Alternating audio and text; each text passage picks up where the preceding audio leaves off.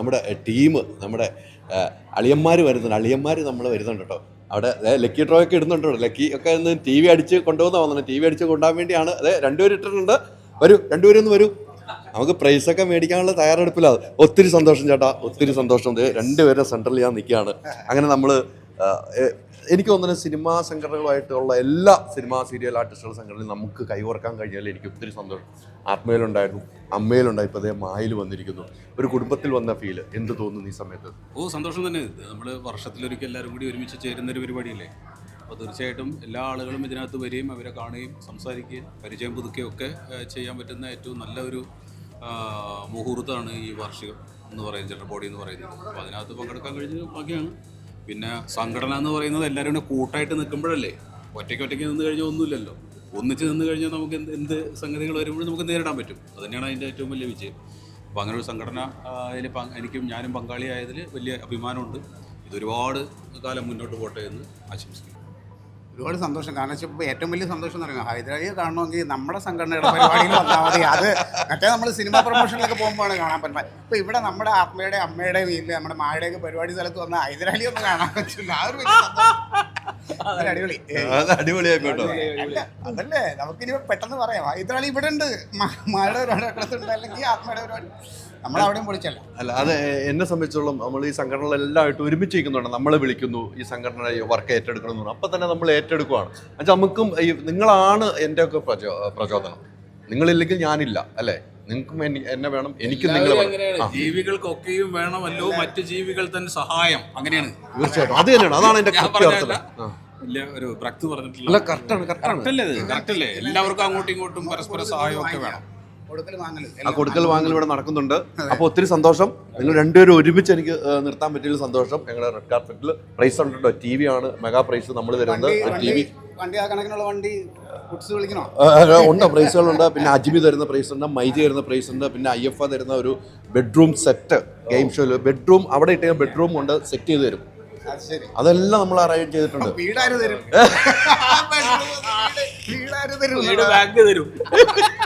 പിന്നെ ബാങ്ക് വേണി കൊണ്ടുപോയിക്കോളും. അതൊരു ചോദ്യമായിപ്പോട്ട്, വീടാര് തരുന്നത്. അപ്പം അങ്ങനെ എല്ലാം ഉണ്ട്. ഒരു ഉച്ചയാകുമ്പോൾ അജ്മിയുടെ വെറൈറ്റി പായസം ഉണ്ട് ഇവിടെ. അങ്ങനെ എല്ലാ സാധനത്തോടെ സെറ്റ് ചെയ്തൊക്കെയാണ്. അപ്പോൾ ഒത്തിരി സന്തോഷം ചേട്ടാ, ഒത്തിരി സന്തോഷം. ഓക്കെ. അപ്പോൾ ഇങ്ങനെ ആളുകൾക്കൊക്കെ വളരെ സന്തോഷമാണ് കേട്ടോ. ഒരു സംഘടനയുടെ ഇവിടെ വന്നു കഴിയുമ്പോൾ എല്ലാവർക്കും വളരെ സന്തോഷമാണ്. ഇങ്ങനെ ആളുകൾ വന്നുകൊണ്ടിരിക്കുകയാണ്. എന്തായാലും ലക്കി ഡ്രോ ഇടുന്നു.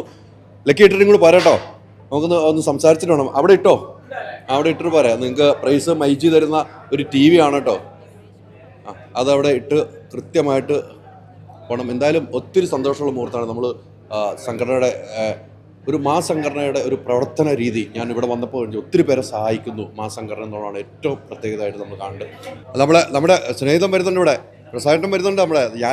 ഞാൻ നേരത്തെ പറഞ്ഞ മിമിക്രി കാണുന്ന കാലഘട്ടത്തിൽ കാണുന്ന വ്യക്തിയാണ് കേട്ടോ. ഒന്ന് വരൂ. നമസ്കാരം. ഞാൻ നമ്മൾ നേരത്തെ അവിടെ കലാഭവൻ്റെ കുറേ ആൾക്കാരാണ്. നമ്മളൊക്കെ മിമിക്രി കണ്ട് വളരുന്നത്. എൻ്റെയൊക്കെ കാലത്ത് കോളേജിൽ പഠിക്കുന്ന, സ്കൂളിൽ പഠിക്കുന്ന, നിങ്ങളുടെയൊക്കെ മിമിക്രി കണ്ടാണ്. ആ ഒരു സംഘടനയുടെ ഭാഗമാകാൻ ഇതോടെ ഞങ്ങൾക്കും അവസരം കിട്ടി. അതിലൊത്തിരി സന്തോഷം. എല്ലാവരും ഒരുമിച്ച് കാണുന്നു.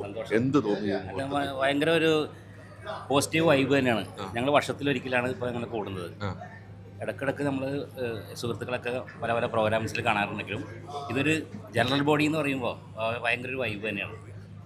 ഓൾ കേരള ആർട്ടിസ്റ്റുകളെയൊക്കെ ഒന്നിച്ച് കാണാനും അത് പ്രത്യേക പിന്നെ പഴയ കഥകളൊക്കെ പങ്കുവെക്കാൻ ചിരിക്കാനും ഇന്നത്തെ ദിവസം ഫുൾ ഇവിടെയാണ്. വളരെ സന്തോഷം. എനിക്കൊന്ന് പ്രസാദിനൊക്കെ ആ മിമിക്രി തുടങ്ങുന്ന കാലത്ത് ഏറ്റവും കൂടുതൽ ശ്രദ്ധിക്കപ്പെട്ട എനിക്ക് നിങ്ങൾ ഒരു എന്താണ് ഒരു മൃദംഗ തബല എന്തൊക്കെയാണ് നമ്മുടെ പ്രേക്ഷകർക്ക് വേണ്ടി ഒന്ന്? ഓക്കെ. ഞാൻ ഒരു തബലയുടെ ശബ്ദം കേൾപ്പിക്കാം. തബലയാണ് ഞാൻ നിങ്ങൾ കൊണ്ടുപോയിട്ടാണ് അവിടെ പറഞ്ഞിട്ട് ഞങ്ങളായിട്ട് തുടങ്ങി വെച്ചാണ്.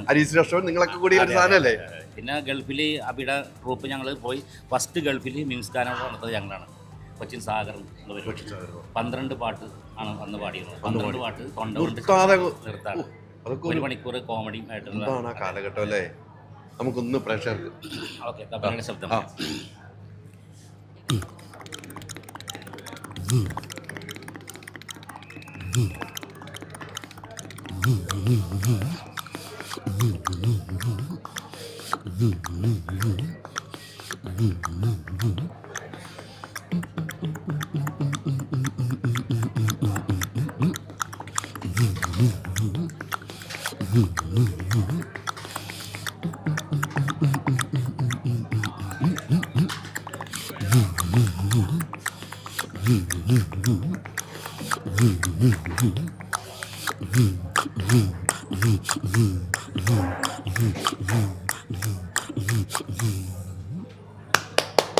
Okay okay. ഇതൊക്കെ നമ്മൾ കണ്ടു വളർന്ന ഒരാളാണ്. അപ്പൊ ഇതൊന്നും കൂടെ പ്രേക്ഷകരുടെ മുമ്പിലേക്ക് കൊടുക്കാൻ പറ്റില്ല. ഒത്തിരി സന്തോഷം. Okay. നമുക്ക് പൊളിക്കണം. ഓക്കെ സ്റ്റേജിലൊക്കെ പരിപാടിയുണ്ട്, Okay. അടിച്ചു പൊളിക്കണം. Okay. Okay, thank you.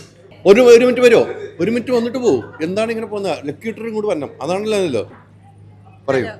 എന്തായാലും ഭയങ്കര സന്തോഷമുണ്ട്. കാരണം ഈ മിമിക്രി അസോസിയേഷൻ്റെ ഒരു എക്സിക്യൂട്ടീവ് മെമ്പറും കൂടെയാണ്. അപ്പം കലാഭവനിൽ കൂടെയാണ് ഞാൻ ശരിക്കും ഈ മിമിക്രിയിൽ വന്നത്.